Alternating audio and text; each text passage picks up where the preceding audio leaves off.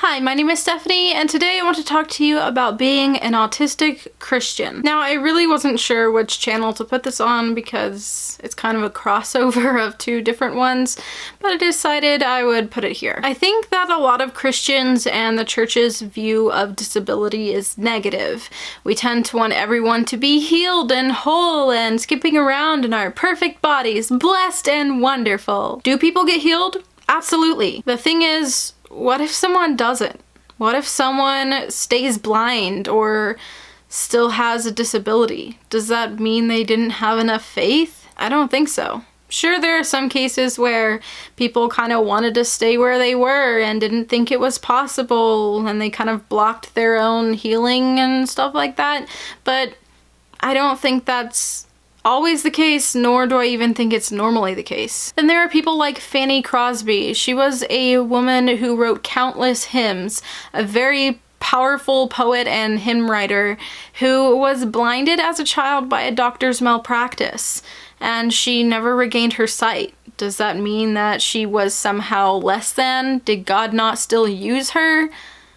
Sometimes people think that you have to be like fully healed to be able to be used by God, and by some sin or lack of faith, you're not healed of your thing and whatever it is. But the reality of life is that some of us have disabilities and some of us have things wrong with us. In the case of Fanny Crosby, she saw her blindness as a blessing. She saw it as a way to not be distracted by worldly things, and she knew that when she opened her eyes and saw for the first time again, that she would be seeing Jesus. I believe that God can heal people of disabilities.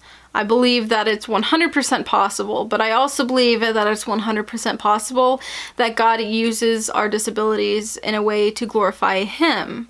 So while yes, I do believe that it's possible to be healed of things, I also believe that we are all given different strengths and weaknesses, and sometimes a disability is one of those weaknesses. I think that sometimes we are given weaknesses to remind us that we are humans, we are people, and we are not God, and we are in need of Him. Now, to clarify, I don't believe autism is something to be healed of. We're finding more and more in the world of science that there's this concept of neurodiversity. So basically, our brains are made differently. Obviously, from person to person, our brains are different, but then there are also different kind of subtypes of brains, if that makes sense, and that autism is just a different way our brain is wired. In fact, for some with autism, this means that they can focus better on God because they're not distracted by other things. In fact, they are passionately devoted to Christ. However, others with autism do feel like they should be healed of it. Some of them feel like it is a disability, a disadvantage, and something that they don't want to have, and they're allowed to have that feeling. They're allowed to feel that way.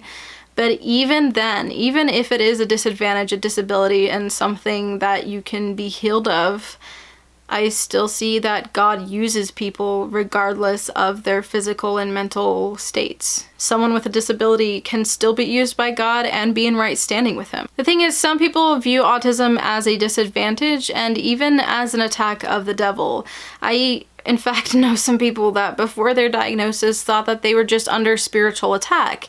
And while I do believe that spiritual things are real, I think that it's important for us to understand the difference between maybe neurological differences or things we're experiencing because of other things and then spiritual attacks. Even in my own life, when I suggested that I might be on the spectrum, people in my family suggested that it was just an attack of the enemy. But here's the thing.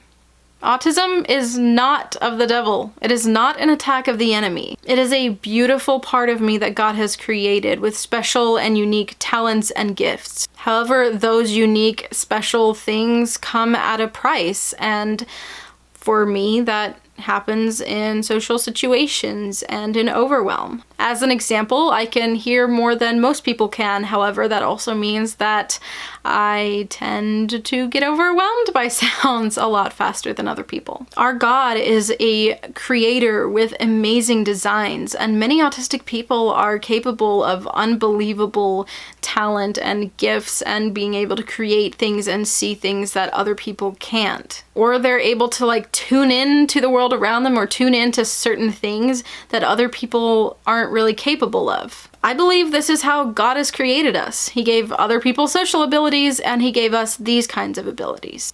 I think when we realize just how beautifully God has created us, that we can start to let go of some of those fears that we are somehow less than. We are simply made differently, another part of God's beautiful creation of diversity. A lot of times Christians can feel out of place in the church setting. Sometimes people will even go to the extent of trying to pray that they are healed of autism, or in worse situations, that the demon of autism is cast out of them. Sadly, these things are products of ignorance. In less extreme situations where there is no demand to be healed of autism, still a lot of churches put an emphasis on socialization. Many churches thrive because of their fellowship time, and autistic people do want to be a part, but it can be a lot. After all, they just sat through a service which was probably quite overwhelming when it comes to sensory kind of things and stimulation that way. So it can be kind of difficult to want to engage with people, let alone the fear that they're going to somehow stick out or that people won't want to talk to them because they're weird. This is where I encourage both the autistic and the church members. For the autistic, I know that it is pretty difficult sometimes to get through service. No matter how much you love God, sometimes the sounds are too much or the sensations are too much. But if you're wanting to connect, try to just talk to one person after service. It doesn't have to be forever. I know some people don't get why you don't want to talk for 5 hours. But if you explain, that's cool. Even if you don't, maybe you can pick out someone who also kind of seems off to themselves, and by themselves, they probably don't want to talk forever, and that's fine to them too. So just give a few different people a chance before you write it all off and think that nobody likes you or nobody wants to talk to you. A lot of us as autistics can be very judgmental of ourselves really in situations and think that other people think really poorly of us because we're scared that we're going to be rejected. So just try to give people a chance. It's okay if you're not as sociable as everyone else.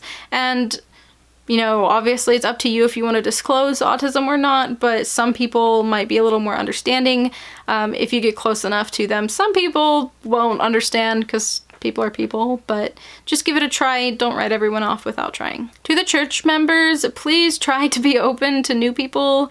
I completely understand your hesitation if you are hesitant to new people because, hello, stranger danger. But really, even if someone is kind of acting a little strange or doing weird things, the likelihood is that if they've, been in church through a service or whatnot, they're there to worship the same God that you are, and that should be their focus and your focus. So even if someone doesn't have great social skills, or they're kind of weird, or they kind of hold themselves a weird way, they might do something weird with their hands or something, that doesn't make them any less than anybody else. And just remember that they are indeed your brother and sister in Christ. And when it comes to your relationship with God, I hope that you don't spend your time lamenting about your neurology.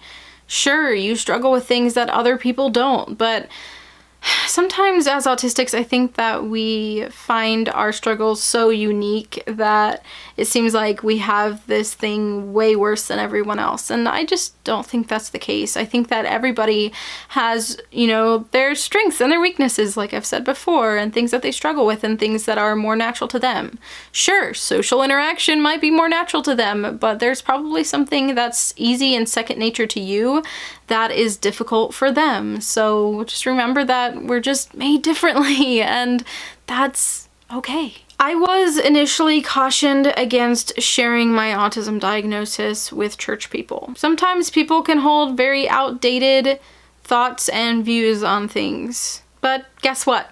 That's their problem. I don't want to constantly hide who I am, who God created me to be, because someone in their ignorance might not respect me. That's their problem. I'll leave you with this. One of the most powerful times of worship that I've experienced was a time that I used my stims in worship.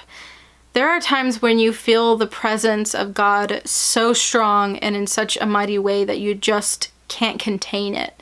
And for me, it was like that. Just like with how sometimes emotions and sensory things feel that way, like you just don't know how else but to express it. It has to be expressed some way, like through stims. that's kind of like what it was. Like the presence of God and what like in the spirit he was doing was just so immense and so powerful, and he's so uncontainable that in worship I was using stims as a form of worship. I will happily look foolish in worship to my God. Sure, some people might think I look or act weird, that I look and act foolish. But I completely believe that God uses the foolish things to confound the wise. Yes, this is in reference to Christians seeming foolish to worldly standards, those who have worldly wisdom, but I think that people in church can be this way too. I think that God likes to use people to remember that he can use anybody in any situation, that he is a God that has made a peculiar people, and we are going to stand out, we're going to be unique, we're going to be different, but what matters is that we love God, that we're worshiping him, and that he is using us because we said, "Here I am, God, use me." May God be glorified in my weaknesses and differences just as much as in any other area of my life. Thank you so much for watching today. If you enjoyed it or found it helpful in any way, go ahead and hit that like button and let me know your thoughts in the comments below. If you enjoy hearing Christian topics from me, I put this type of content out every Saturday at 4 p.m. Central Standard Time on this channel, so hit that subscribe button if that interests you at all. I hope that you're having a wonderful week, and I'll see you in my next video. Bye!